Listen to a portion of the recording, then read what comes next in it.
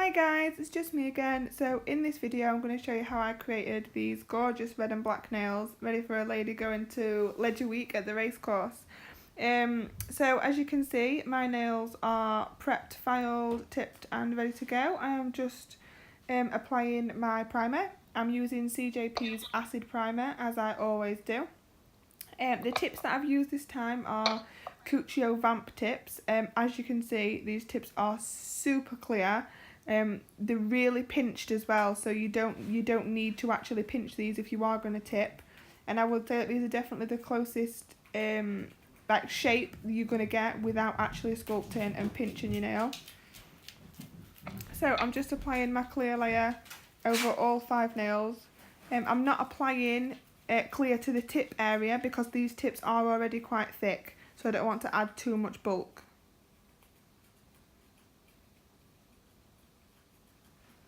So now I've gone ahead and applied all my clear. I'm now going to decide which way around I'm going to do the design, because as you saw previously, they aren't the same on both hands. So on the little nail, we decided to do the red glass chrome nail. So I'm just applying a full nail of clear. The clear I'm using is CJP's Crystal Glass. The reason I decided to go with Crystal Glass and not a Cover Pink Light birthday suit is, as I'm doing this nail chrome, when my client flips her hand over, the underneath of the nail will be silver chrome, but the top will be the glass red chrome. So it just gives it a little bit of a different effect. Obviously it's up to you and your client what you decide to do.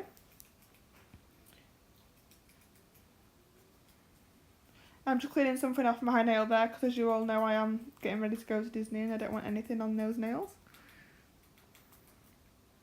So now onto the ring finger. I'm applying a nice thin layer of birthday suit. I'm only applying this to the nail bed area, as this is going to have a 3D flower encapsulated, and I just want to give her nail bed a little bit of a healthy glow. So whenever I have a client and she does have small natural nails, I do tend to use a little bit of birthday suit just to give it that little pop, and like I say, it does make the nail look a little bit healthier. So we're just deciding what we're going to do on this nail, because like I said, obviously it is different to the other hand. I didn't want to mimic any. So we decided we're going to do this one in full black, and I'm using CJP's Black Magic, I do believe it's called, and it is a strength powder, so there's no need to cap. I'm building the whole nail in this. I do apologise for going out of shot, as the client was a friend and obviously we got to chatting as you do.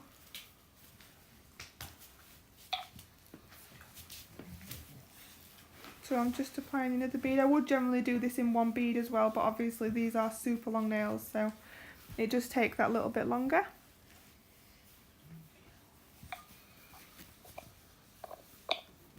I'm just patting that acrylic down and making sure that I'm happy with my placement. And then just popping another bead on just to make sure that I've got that nice straight line coming out from my apex. Then I'm going to give my brush a really good clean after this as well, because obviously as we all know, black does stick in. So then on this nail I decided to do the chunky red glitter. Now as this glitter is so chunky, it does take quite a lot of glitter to actually fill the nail, and your nail can end up really bulky. So what I tend to do is I pop a similar colour acrylic underneath the glitter. So obviously I'm using a nice deep red. Yeah, I'm sorry I can't remember what it is, but it is a Crystal Nails one. But I will pop it in the description below for you guys what number it is. I do believe it's C something, but obviously I will pop the proper name in the description. So I'm just making sure that I'm happy that that nail's covered, and then I'm going into this gorgeous chunky holographic multi-mix, which will be available from Diamond Glitters in a month or so's time, so please keep a lookout. Again, I will pop the link below, but remember it's not available until October time.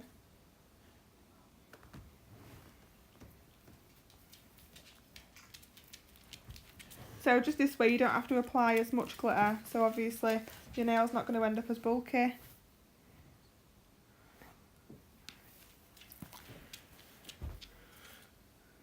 And then on the thumb, as you can see, I'm doing an extended nail bed. And for the extended nail bed, I'm using CJP's birthday suit.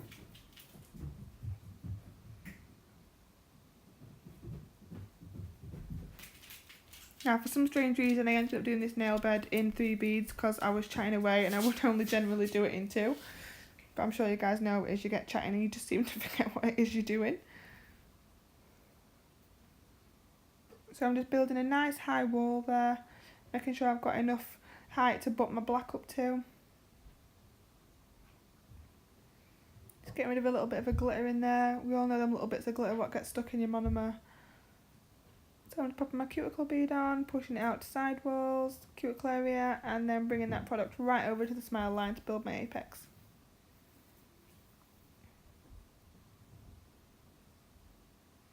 And now I'm going to go ahead and build my 3D flower. I'm using the NSI's 3D brush, which I'm actually really liking at the minute. It is a little bit bigger than my usual 3D brush, but I am really enjoying using it. It is taking me a little bit of time, obviously, to get used to the different size of the brush, but I am getting there, so obviously do bear with me. So, as with any 3D work, obviously you want to make sure you're using a nice dry bead. You're not trying, obviously, to move the bead too quickly, because if you do, you're not going to get that definition of the petals that you're wanting. So it's just really just a quick, super quick one colour 3D rose. I do openly admit I am not the best at 3D, it's not my strong point. As you all know, I just do like my one colour simple nails with a little bit of acrylic design. But I don't boast and pretend that I am the best at 3D art. But I don't mind doing the occasional little bit of encapsulated 3D when a client wants it. So you can see I'm just popping my bead on. I am cutting to the centre of the bead with my brush and then making a C shape. And then I'm just pushing my product out, flattening it out with my brush, a nice flat angle, remembering because you are encapsulating it, you do want it to be super thin, because obviously if you do it too high, once you've capped with clear, again you're going to end up with a really bulky nail, and that is something we definitely don't want. So like I've said, obviously I'm not the best at 3D, I'm not doing this video for a 3D acrylic like throughout flower tutorial. Just literally I've left it in the video because it's in the set, so please obviously don't comment below saying I can't see what you're doing with a 3D flower. I'm just doing a 3D flower. There are millions and millions and millions of 3D flower tutorials, I'm guessing, on YouTube. So obviously if you do want an in-depth one, please do search some and have a look. But it's just basically the same process. I'm popping the bead on, cutting with my acrylic brush, pushing out to a C shape, waiting for it to go slightly matte, and then I'm using my brush on an angle to flatten the petals out. And the longer you do wait, the more definition you will get in your petals. And I like to do my flowers in sort of a circle shape, if that makes any sense. So obviously I'll start at the top and I'll work my way down and around into a circle, and then my last petal before it overlaps I'll start and bring that in, and I'll keep going into like a spiral shape until I get to the centre bead, which is what I'm doing now. And I'm just making that into a nice swirl in the centre, so it's like the centre of a rose. So I'm just making sure that I'm happy with that, making sure that everything's in place.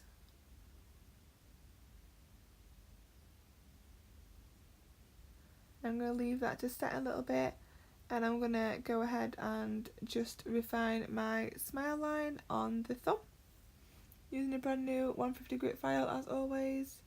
I know this angle looks like I'm filing over my pot of birthday soup, but I promise you I'm not. I think it's just the angle that I've filmed on.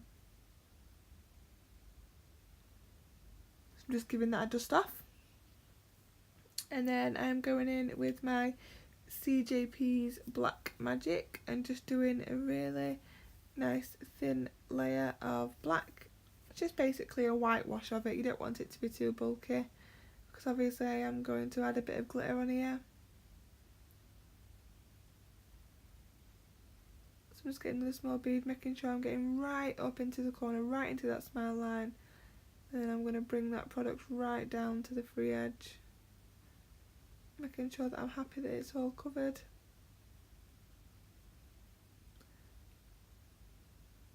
And then I'm popping on some more of these gorgeous, gorgeous hollow glitters. This is the black one, it matches the red one that I've used. So now I'm going to go ahead and cap these nails in crystal glass. So as you can see, I've just used a wet brush just to wipe over my 3D rose, and that's the first part I'm going to cap on this nail. I'm capping a little bit wetter than I usually would because I want to make sure that I'm getting acrylic in all those little gaps for strength, obviously, so you're getting it in every little nook and cranny of that flower, but also you don't want any sort of dry product in there, you don't want to get any loose powder in there because obviously you are going to see it. So I'm just making sure that I'm happy with my apex, making sure that that nail is fully capped, checking underneath.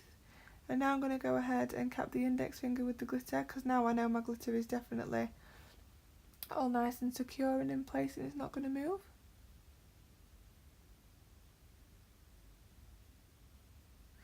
So again, I do usually cap in one bead, as you know, but obviously these nails are a little bit longer, so I am obviously doing it in 2-3 beads, making sure that my apex is nice and high because obviously the length is a little bit more.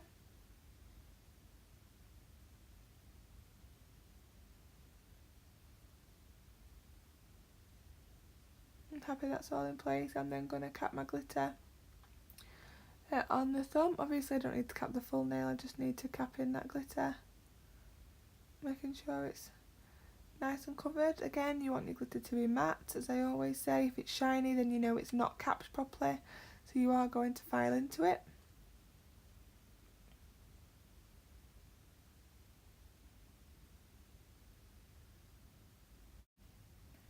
So now you can see that this nail's all filed. I'm then going to top coat just this one nail in this CJP top gloss. As I've said before, this is my favourite top coat to use with chromes and hollows and things like that. So I'm going to cure for 60 seconds, I'm going to bring it out of the lamp, and while it's still warm I'm going to cover this nail in silver chrome. And then I'm going to apply the Gel Bottle Inks Glass Gel Polish over this chrome, and honestly, I don't know if you guys are going to agree with me or not, but oh my god, that colour is absolutely stunning. Literally, I'm in love with it. I think it's amazing. As you can see, it gives it that red chrome effect. It's just absolutely second to none. I love it. So then I'm going to go ahead and top coat this nail using my favourite top coat, Gel Bottle Extreme Shine top coat. Just making sure that I've covered everywhere. And then I'm going to cover the rest of these nails in the same top coat. Just making sure that I'm giving them a good thick top coat. I think some people make the mistake of working too thinly with some top coats and they'll get some pitting. I like to do a nice thick layer, making sure they're all nice and covered. And that's when you can really see that red glitter. It's absolutely gorgeous, that glitter, I love it. It's going to be great as well for Christmas coming up. So then just going over the thumb, and you can just see that glitter there just coming through on the very tip of that free edge. And these are the finished nails, guys. Once again, thank you for watching, and please don't forget to like, share and subscribe and comment below.